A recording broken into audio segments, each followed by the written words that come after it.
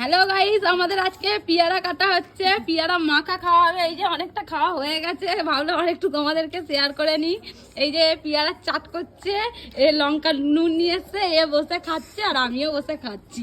এই যে আমাদের চাটটা তোমাদের সঙ্গে একটু শেয়ার করে নিই ভাবলাম। চলো, পেয়ারাটা কাটা হচ্ছে এখন।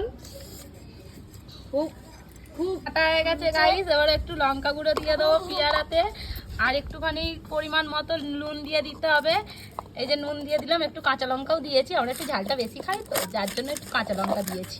তো আমাদের এখানে মাখানো স্টার্ট হয়ে গেছে। ভালো করে এখন মেখে নেবো পেয়ারাটাকে। ওহ, কি টেস্টি হবে, পুরো লাল লাল লাগছে পেয়ারাটা।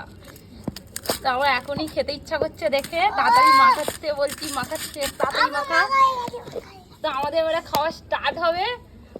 তো আমাদের মাখানো রেডি হয়ে গেছে। আগে আমি